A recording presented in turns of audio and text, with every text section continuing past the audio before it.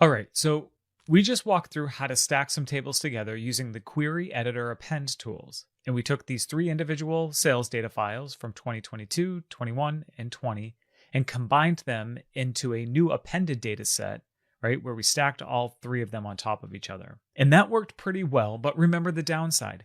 This new table we created is now dependent on three individual component tables. So we can't delete any of these individual tables, or if we need to add in new years worth of data, like we'll have to reconfigure the append to make that work. So again, it works decently, but it doesn't scale very well. So what we're going to do here is we're going to actually delete these 4 sales queries, and then we're going to use Power BI and connect to a folder instead. All right, so first things first, we can delete this append query.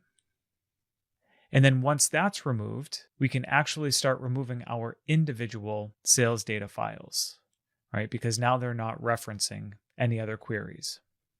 And delete 2021. And then our last file here for 2022, we'll delete that. All right, and we're good to go here. So now that we've done that, we're left with our 6 kind of main lookup tables that we're going to be using to build out our data model.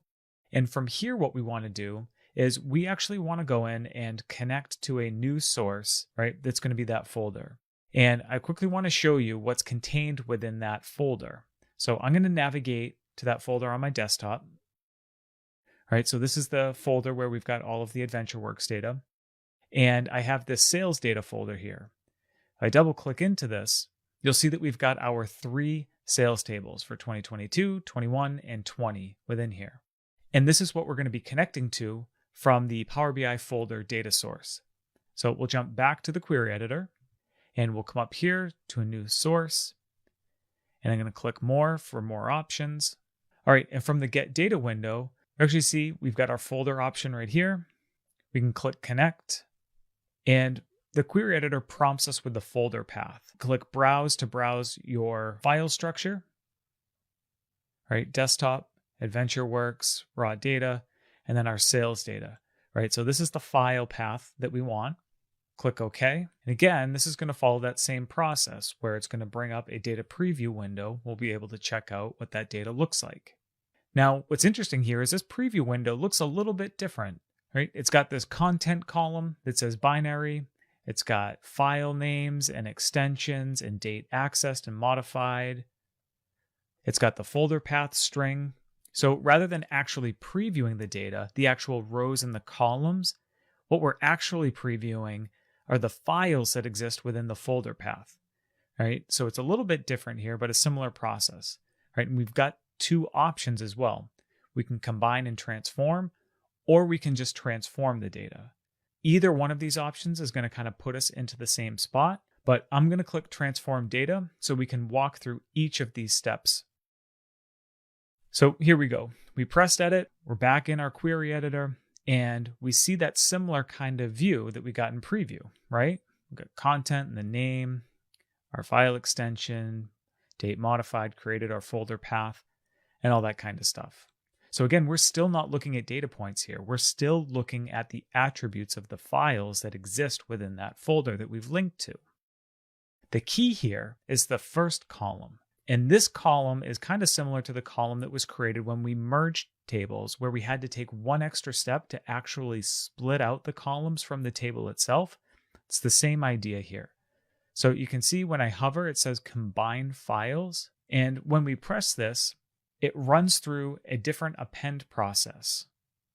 So once Power BI finishes that behind the scenes process, we're brought to this new window with this Combine Files header. And this looks like the data preview that we were seeing when we brought in our individual sales data tables, right? Our order and stock dates, order number, product key, customer key, orders, line items, order quantity, right? So this all looks very familiar. The other thing that's interesting here too is if you click on this sample file, the default is the first file that you've connected to, right? So 2020. But you can actually click through and view previews based on the other data tables that are contained within that folder. Right, so this is just another great way to kind of go in and check to make sure that column structures and all of that stuff is the exact same. All right, so everything looks good here, kind of checks out. We've got 2021 for our order date. From here, we're going to click OK. All right, we've got a whole bunch of different applied steps here that were automatically generated. If we check out our order date column here, we can load more. We can actually see, so we've got 2020, 2021, 2022, all the way through June. All right, so everything looks good there. Our column structure is all the exact same, with the exception of this new source name column. And what this column is doing is it just tells us which file from within the folder that the data came from. So it's potentially a helpful attribute if you do want to keep it. In this case, we really don't need it. So let's go ahead and we can remove this column from our sales data table. And there you have it. We have our appended table containing all of our sales data in one place. And as you can probably see here, it gave us an automatic table name that's based on the folder, right? So our folder name was sales data, right? So we could update this if we wanted to. Honestly, I think that this is a great name for it, so we're going to leave it as is. One last thing to note here, over on the left-hand side of the screen where the queries are, is we've got a whole bunch of other detail and information that was automatically generated by the query editor. And basically what this is this is all of the behind the scenes stuff that Power BI needed to do in order to append those 3 files together from that folder. So typically what I'll do here is I'll just collapse these queries, right? And just kind of hide them. And that way I can kind of stay focused on my other queries that I have here. We're ending up with that same end result as appending those 3 individual tables together, except now we've got one nice clean table without all of those extra tables and dependencies.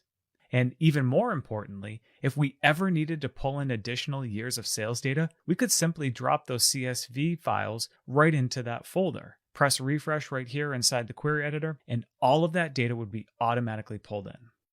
So that should just about do it here for this demo on connecting to data that's located in a folder. Let's come up here, we'll click close and apply. And Power BI is working on updating all of those changes that we made within the query editor. All right, so once this wraps up, we should see that sales data 2022 table disappear and just be updated with the sales data table. All right, so it looks like we're good to go here, and that's going to wrap up your pro tip on connecting to data that's located in a folder.